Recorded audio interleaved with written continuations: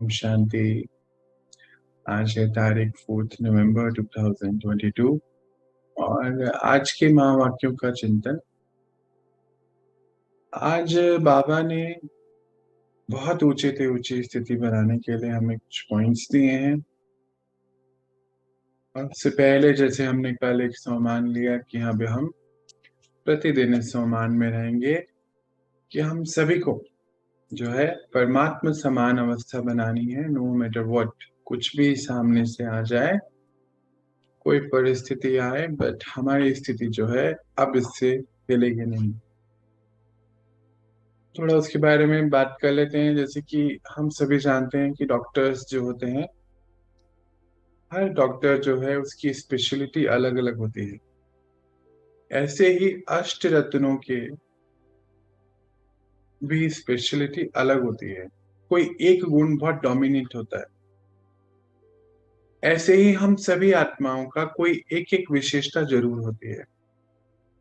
आज हम सभी को वो विशेषता को ढूंढना है कि हमारे अंदर ऐसी कौन सी विशेषता है जो हम डोमिनेंट रूप में उसको यानी कि और उसके अंदर वृद्धि लेते हैं।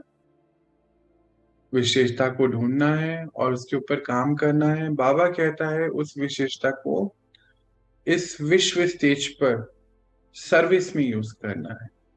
सेवा में यूज करने से वो विशेषता बढ़ती चले जाएगी। हम कल्प कल्प की विजयी आत्मा है और हमें इस स्मृति में रहते हुए आगे बढ़ना है। हम सबकी पिछले कल्प की स्मृति जो है सबकी अलग अलग है। और इसीलिए जो बाबा के महावाक्य सुनते हैं तो अलग अलग बातें हमें बाबा टैप करता है। बुद्धि में वो चीजें हिट होती हैं। बहुत कम बाबा के ऐसे बच्चे हैं जिनकी बुद्धि में सारी बातें रहती हैं इमर्ज रूप में। तो आज हमें जो है ये अभ्यास करना है कि हमें अपनी विशेषता ढूंढकर और उसको बाबा के इस विश्व कल्याण के इस परिवर्तन के कार्य में लगाना है। हम सबके पास विशेषताएं हैं, जरूर आज इसके साथ बैठना है और उसको आगे बढ़ाना है। तो वो जो अभी हम बात कर रहे थे कि बहुत कम आत्माएं हैं जिनकी जो बुद्धि में सारी बातें इमर्ज रूप में रहती हैं। तो बाबा एक बात कहता है कि वो इसीलिए कर पाते हैं ऐसा क्योंकि बुद्धि जो है क्लीन एंड क्लियर है। बुद्धि में आज की कोई बातें जो है नहीं है, क्लीन क्लियर बुद्धि है। तो चलिए शुरू करते हैं आज के महावाक्यों को। तो बाबा कहते हैं जो क्लीन एंड क्लियर बुद्धि है ये क्यों है, इसके लिए बात करते। बाबा ने और भारत का एक शब्द है प्रज्ञा। भगवत गीता में प्रज्ञा बहुत अच्छे रूप में समझाया गया और बुद्धि का नाम ही है ये प्रज्ञा। और जो प्रज्ञा का अर्थ है, जो बाबा कहता है विशाल बुद्धि, दूरदर्शी, विजनरी आत्मा, जो विश्व को आधार मूर्त भी कहते हैं। बाबा विश्व के आधार मूर्त। बाबा कहते हैं कि ये बुद्धि जो है ये नंबर वॉर थी और नंबर वॉर रहेगी। यानी कि ये स्मृति और विस्मृति का खेल जो चल रहा है, बाबा हमें याद दिलाने आया है। और हम बुद्धि के आधार पे ही नंबर वॉर जाते हैं, अपनी स्थिति को बनाते हैं। एक बात जो बाबा ने आज कही बहुत बहुत महत्वपूर्ण और बहुत थोड़ा सा कड़क भी है। भक्ति मार्ग में भी कहते हैं कि हम चलते चलते ये भूल जाते हैं कि एक दिन ये शरीर छोड़ना भी, और इस वजह से जो है याद ही नहीं रहता है। बस उसी एक सेट ऑफ संस्कार में जीते रहते हैं। तो आज बाबा ने जो शब्द इस्तेमाल करे हैं वो है कि मौत सर पर है, इसीलिए सबसे ममत्व निकाल देना है। ये जो मोह के बंधन हमारे हैं, सभी से, व्यक्ति और वस्तु सभी से न्यारे हो जाना है। बाबा कहते हैं कि बच्चे, मोह के दलदल में आप फंस गए हैं, इससे बाहर आइए। तो इस समय बाबा ने दो प्रकार के बच्चे बाबा के हैं। एक तो जो इस समय बहुत प्राप्तियां कर रहे हैं बाबा से, और एक बच्चे जो हैं बहुत शिकायतें भी कर रहे हैं। शिकायतों के साथ साथ पश्चाताप भी कर रहे हैं और उसी में उलझे हुए हैं। मतलब पुराना जो पाप कर्म हो गया है उसके अंदर ही उलझा हुआ है, मन उलझा हुआ है, बुद्धि ने उलझा के रखा है। तो पश्चाताप कर रहे हैं। महावाक्य तो दोनों ही सुन रहे हैं। बाबा कहते हैं एक है प्राप्ति स्वरूप बनते जा रहे हैं, जो प्राप्तियां उस खुदा से, पिता से, शिव बाबा से हो रही हैं, उसके स्वरूप बन रहे हैं। हम्म। तो भक्ति मार्ग में भी इसके लिए जो बाबा ने आज बोला ना कि मौत सर पर है, अपनी मोह के धागे खत्म करिए, तो भक्ति मार्ग में भी जो है इसके बारे में बहुत बहुत एग्जाम्पल कहानियों के रूप में बताया गया है। जैसे एक तो बहुत ही फेमस कहानी है युधिष्ठिर और भीम की। तो एक बार क्या हुआ, युधिष्ठिर के पास कोई पहुंचे न्याय कराने के लिए, कोई होगी अंदर कोई दिक्कत चल रही होगी। तो युधिष्ठिर ने बोला कि आप कल आ जाइए मेरे पास। तो भीम जो है नगाड़ा बजाने लगा और ढोल बजाते नगाड़ा बजाते सब जगह कहता है देखो भाई इसने तो अब काल पे विजय पा ली है। तो युधिष्ठिर सोचने लगे कि ये क्या हो रहा है, ऐसे क्यों बोला उन्होंने। तो पूछा भाई आपने ऐसा क्यों बोला। तो बोला कि आपको कोई गारंटी है ना कि कल तक आप जीवित रहेंगे। तो इसका अर्थ उसको समझ में आ गया। तो उसने फटाफट से जो है वो जो व्यक्ति को बुलाया और न्याय करा कि ये बात बिल्कुल सही है कि हमें पता नहीं है कि वो मौत कब आनी है। भक्ति मार्ग में एक उदाहरण दिया भी जाता है, जैसे मान लीजिए किसी को दिया जाए कि 7 दिन है आपके पास, 7 दिन के अंदर जो है 7 दिन बाद आपकी शरीर छूट जाएगा, तो क्या करेंगे। तो वो कहता है कि हम सब, मैं जो है सबको माफ कर दूंगा, सबसे प्यार करूंगा, भगवान को याद करूंगा और जो भी मेरा है वो दान कर दूंगा। तो बाबा कहता है कि बच्चे अभी क्यों नहीं करना है ये काम। 7 दिन तो पता नहीं है ना कब आने हैं मौत, कभी भी आ सकती है। ऐसे ही जेन मेडिटेशन में भी एक बहुत सुंदर कहावत है, एक एग्जाम्पल है। और वो लोग कहते हैं कि अगर कोई गुरु से कोई सवाल पूछना है तो जिस जो भी पूछ रहा है उसको गुरु के 3 चक्कर काटने पड़ेंगे। तो एक बार क्या हुआ, एक सभा में एक शिष्य ने गुरु से पूछा कि कोई भी एक सवाल। तो बोला ठीक है मैं इसका आंसर तो दूंगा, तुम्हें मेरे 3 चक्कर काटने पड़ेंगे। तो उसने गुरु भी फिर बोला उन्होंने। और जो पूछने वाला था शिष्य है उसने भी, वो भी बड़ा वंडरफुल बोलता है ठीक है मैं 3 चक्कर काटने को तैयार हूँ, मैं 3 की जगह 4 भी काटूंगा, आप मुझे गारंटी दीजिए कि इन 4 चक्कर में मैं जीवित रहूंगा। तो गुरु को समझ में आ गई ये बात और फिर उसने आंसर दे दिया। बेसिकली ये सब कहानी सुनने का और सुनाने का अर्थ एक ही है कि हमें मालूम नहीं है कि हमारा अंतिम समय कब आने वाला है। और बाबा ने इसके ऊपर आज बहुत अटेंशन खिंचाया कि बच्चे तीव्र पुरुषार्थी बनिए। और तीव्र पुरुषार्थी का अर्थ ही है कि हर घड़ी अंतिम घड़ी है, मौत सिर पर है। बाबा ने जो लाइन आज बहुत बारी यूज करी है। फिर भी बाबा कहते हैं कि बच्चे पता नहीं क्या क्या करते रहते हैं, कहाँ अटके रहते हैं। हर चीज बाबा कहते हैं मैं बता चुका हूँ और अभी इससे ज्यादा मैं क्या बोलूं। और फिर कहते हैं कि इसी के आधार पे ही नंबर बन जाते हैं। जो नंबर वॉर हम रोज सुनते हैं वो इसी के आधार पे ही है कि सुन तो लेते हैं पर करते नहीं है। तो बाबा कहते हैं सुनना का अर्थ ही है सुनना और स्वरूप बन जाना। कोई सेकंड थॉट नहीं होना चाहिए, सुनते जाइए बनते जाइए।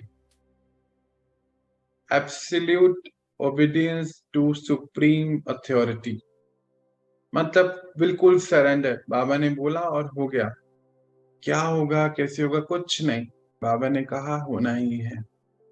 बच्चे ऐसी स्थिति में आ जाइए। अगर हमने ये लक्ष्य रखा है ना कि बाबा समान बनना है, तो ये सोच के अगर हमने चले कि हर घड़ी अंतिम घड़ी हो सकती है, तो हम बहुत आगे जो है बाबा के अनुसार कहते हैं कि आप आगे जा सकते हो। बाबा कहते हैं अब तो घर चलना है आप बच्चों को, और कल्प कल्प का जो पाठ नूंदा हुआ है फिर से नोंद कर फिर वापस घर जाना है। तो बच्चे इस पुरानी दुनिया से बिल्कुल न्यारे हो जाएंगे। आज बाबा ने हम सभी से प्रश्न पूछा कि पुरुषोत्तम संगम युग की विशेषता कौन कौन सी है। तो हम अपने मन में उसके आंसर अगर दें, मुझे जो लगा कि हर समय हर सेकंड जो है बहुत इंपॉर्टेंट है संगम युग का, बिल्कुल भी हमें गंवाना नहीं चाहिए। परफेक्शन, जो भी परफेक्शन लाने वाले हैं वो कभी भी समय को वेस्ट नहीं करते हैं। बाबा तो और कहता कि टॉयलेट में भी बाबा को याद करना चाहिए। तो मुझे समझ ही नहीं आया शुरू में, काफी समय पहले की बात है, तब ऐसे ज्ञान का ऐसा कुछ था भी नहीं। और थोड़े थोड़े बस सेंटेंस आते थे, उसी को उसके हिसाब से ही अपनी यात्रा चलती थी। बाबा बोलते टॉयलेट में भी याद करो। तो मेरे साथ एक घटना आई सामने, 2014 की बात है। मेरे खुद ही के संबंधी सुबह टॉयलेट गए, और वहीं पर ही नॉर्मली बताया जाता है कि मॉर्निंग के टाइम में आजकल कलयुग में बहुत सारे हार्ट अटैक या स्ट्रोक, जो भी जैसे ब्रेन स्ट्रोक या ऐसे कुछ भी आ जाता है, तो उनको भी साथ कुछ ऐसा ही हुआ। और बहुत देर तक जब वेट करते रहे संबंधी उनका और वो नहीं निकले, तो दरवाजा तोड़ा गया, तो देखा कि वो टॉयलेट में गिरे पड़े हैं और शरीर छूट गया है। तब समझ आया कि बाबा इसीलिए कहता है कि टॉयलेट में भी मुझे याद करो, ताकि अंतिम समय क्या साथ जाएगा स्मृति पता नहीं है।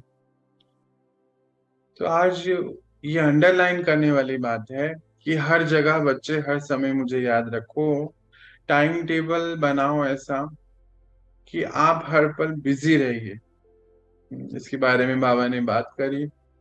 बाबा कहते हैं, कई बच्चे कहते हैं कि टाइम मेरे पास बिल्कुल भी नहीं है। तो बाबा कहता है कि बच्चे खाने के लिए टाइम निकालते हो, पानी पीने के लिए टाइम निकालते हो ना, तो अपने टाइम टेबल में जब ये टाइम भी निकालते हो, तो अशरीरी अवस्था बनाने के लिए भी टाइम निकालो। बाबा तो कहता है कि वो 1 मिनट जो पानी पीने खाना खाने में 2-4 मिनट 10 मिनट लगाते हो, अशरीरी बनकर मैं आत्मा हूँ इस शरीर को पानी पिला रही हूँ, मैं आत्मा हूँ इस शरीर को जो है खाना खिला रही हूँ, ऐसी स्थिति में आ जाओ। अब बाबा संग कनेक्शन बना के रखो, तो स्थिति बहुत अच्छी होती चली जाएगी। बाबा ने आज बहुत अटेंशन खिंचाया कि बच्चे, आपको समय का महत्व पता होना चाहिए और प्राथमिकता प्रथम क्या है। बहुत फेमस किताबें भी हैं इसके ऊपर, जैसे फर्स्ट थिंग फर्स्ट, जो पहले है उसको पहले इंपॉर्टेंस देनी चाहिए। तो हमारे लिए पहले क्या है? भक्ति मार्ग में भी कहते हैं कि भगवान सबसे पहले है, और हम तो भगवान के डायरेक्ट बच्चे हैं। तो शिव बाबा तो के डायरेक्ट बच्चे होते हुए वो हमारे लिए सबसे पहले होना चाहिए। हमारा कल्प कल्प का भाग्य बन रहा है। भक्ति मार्ग में बड़े एग्जाम्पल देते हैं कि 1,000 काम छोड़कर आपको समय पर खाना खाना चाहिए, 1 लाख काम छोड़कर कहते हैं कि समय पर सोना चाहिए, बड़ा इंपॉर्टेंट है। कहते हैं अगर कोई 1 करोड़ काम हो, उसको छोड़कर समय पर आपको भगवान को याद करना चाहिए। अब उन्होंने ऐसे बताया है, पर कहने का अर्थ ही यही है कि हम तो डायरेक्ट भगवान के बच्चे हैं, तो हमें अटेंशन रखनी बहुत जरूरी है इस समय की। बाबा ने तो आज ये भी कह दिया कि देखो आपके भक्त जो हैं कितना कितना स्मृति स्वरूप रहते हैं, कि हमें इस इष्ट देवी देवता की इस तरीके से पूजा करनी है। तो वे कहते हैं बच्चे आप खुद कौन हैं? आप सब तो देवकुल की पावन पवित्र आत्मा है, स्वयं खुद इष्ट देव देवी देवता हैं। तो आपको अपने स्मृति स्वरूप में आ जाना चाहिए। बाबा ने आज बहुत जिम्मेवारी का अटेंशन दिलाया है। कहते हैं कि एक शब्द की वैल्यू है महावाक्यों के, और एक एक सेकंड की वैल्यू है। तो टाइम को गहराई से लीजिए, अंडरलाइन, टाइम को गहराई से लीजिए। ये पुरुषोत्तम कल्याणकारी युग है, और इसमें आत्मा और परमात्मा का सच्चा मेला होता है। हम सब आत्माओं का उस परमात्मा के संग सच्चा मेला होता है, जिसको कुंभ का मेला कहा जाता है। क्योंकि ज्ञान सागर से जो है ज्ञान नदियां मिल रही हैं, तो कुंभ मेला कहा जाता है, जिसको फिर भक्ति मार्ग में अभी हम देखते हैं कुंभ मेला का जो भी मेला आता है, फेस्टिवल, वो बनाया जाता। तो बाबा कहते हैं कि बच्चे इस समय का ये महत्व है। फिर कहते हैं इस संगम पर तुम सच्चे सच्चे ब्राह्मण आत्माएं बनते हो। ब्राह्मण आत्माएं मतलब जो इस समय कलयुग में रहते हुए भी अपनी वाइब्रेशन को बढ़ा रही हैं, परमात्मा की दी गई डायरेक्शन पे चला रही हैं, उनको ब्राह्मण आत्माएं कहते हैं। बाबा कहते हैं इस समय ही आप बच्चे दुखों से छूटते हो, सुख धाम जाने की तैयारी करते हो, और ये समय तुम्हारे ज्ञान सागर से मिलने का समय है।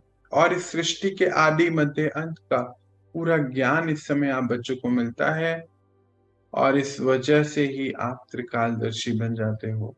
नई दुनिया के बारे में सारी बातें पता चलती हैं।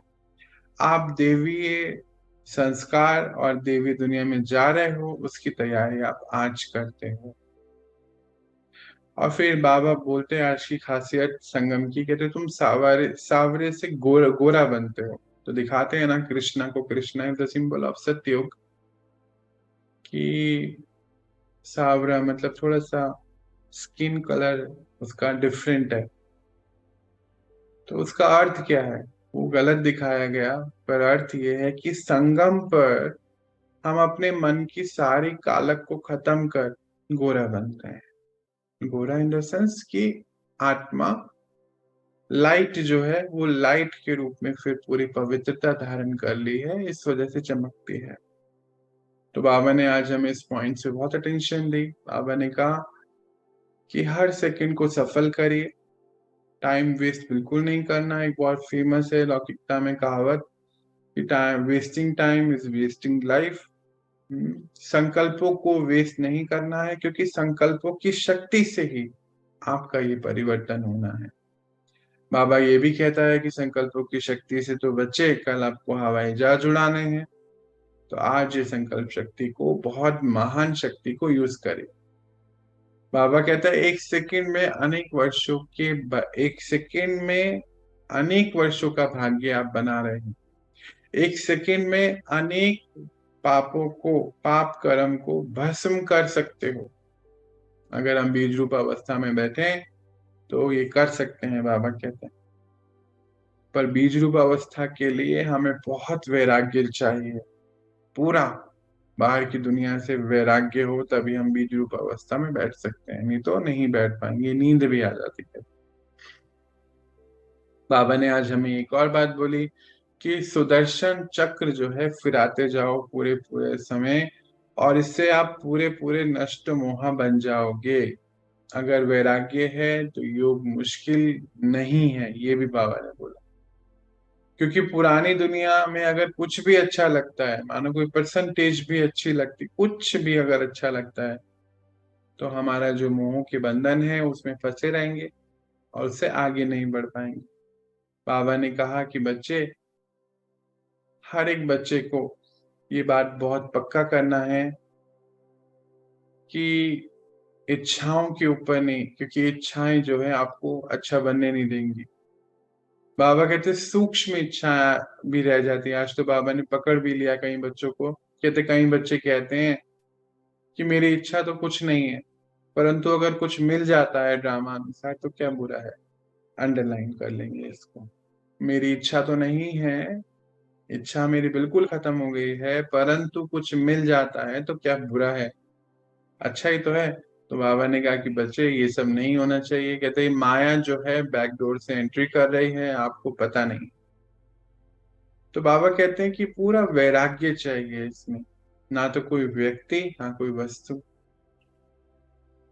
बाबा ने अभी 2 दिन पहले ही बताया कि बच्चे, कि कोई भी व्यक्ति और वस्तु आपको अल्पकाल का सुख देंगे, सदा काल का नहीं। सदा काल का सुख तो बाबा से ही मिलेगा। फिर बोला आप सभी बच्चे जो हैं कल्प कल्प की विजयी आत्मा है, महान आत्मा है। डायरेक्ट इस समय ईश्वर की संतान है, और ये समय दोबारा लौट के नहीं आएगा। संगम युग की विशेषताएं आज बता रहे हैं बाबा। ये कहते हैं कि बच्चे, भगवान से आपको सारी प्राप्तियां होनी है, और भगवान ने आपको चुना है इस कार्य के लिए। तो अभी हम अगर सुदर्शन चक्र को देखें तो पहले में ब्राह्मण था, ब्राह्मण सो फरिश्ता सो देवता, है ना, ये एक इक्वेशन है। देवता, है ना, अभी हम क्या करें, ब्राह्मण फरिश्ता देवता, देवता आ गए यहाँ पर सतयुग में। अब नीचे कैसे गिर रहे हैं, देवता से क्षत्रिय, फिर वैश्य, फिर शूद्र, और फिर वापस हम इस स्थिति में पहुंचते हैं, ब्राह्मण से फरिश्ता देवता। ये पूरा चक्र जो है हमें कवर अप करना है। कवर अप हो चुका है, अब तो सब इस स्थिति में पहुंच गए हैं।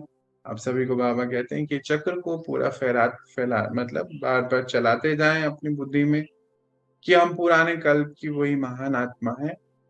परमात्मा हमें श्रेष्ठ बनाने आया है, श्रेष्ठ प्राप्ति कराने आया है।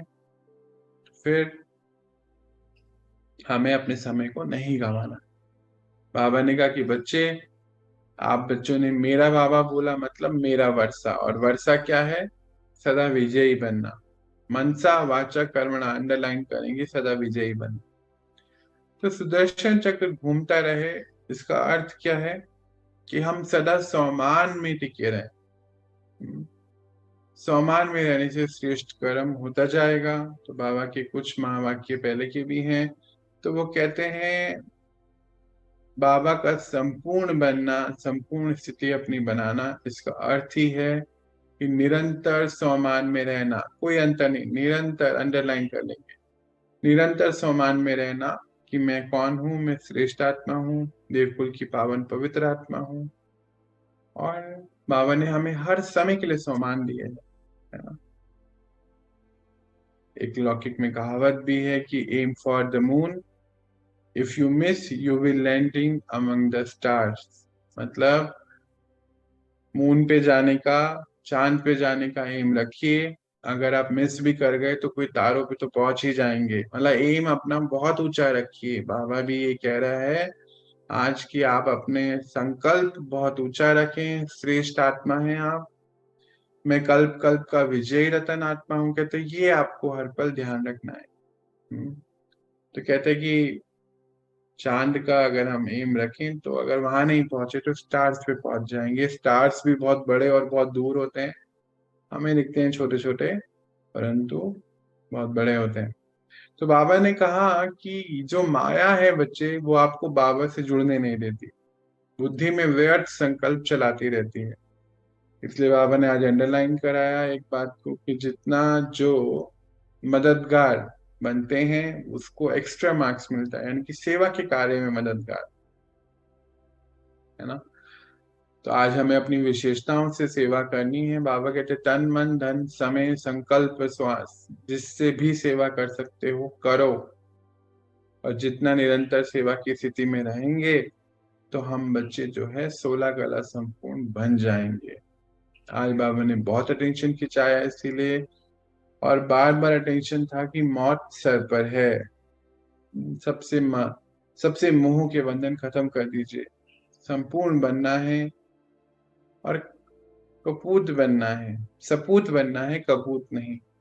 सपूत का अर्थ होता है जो सर्विस में कोई भी डिससर्विस नहीं करते, और कपूत मतलब जो डिससर्विस करता है, मतलब बाबा का बनने के बाद भी अलबेला हो जाता है। हम विश्व रूपी नाटक मंच पर हैं, अनेक आत्माएं हमें देख रही हैं, तो सिंपल सैंपल बनना है। बाबा ने आज फिर से इसको अंडरलाइन करा दिया कि सम्मान की स्थिति में रहिए तो हर समय जो है अच्छे से सुख से पार होता चले जाएगा। ये फॉर्मूला बाबा ने आज क्या दिया हमें, निर्विघ्न रहने का। कहते जो भी विघ्न आती हैं बच्चे, उसका सबसे श्रेष्ठ निर्विघ्न बनाने का तरीका है कि आप हमेशा सेवा के उमंग उत्साह में रहें। ये आपको निर्विघ्न बनाएगा, क्योंकि बुद्धि जो है सेवा के कार्य में बिजी रहेगी। बाबा कहते टाइम टेबल बनाइए आप।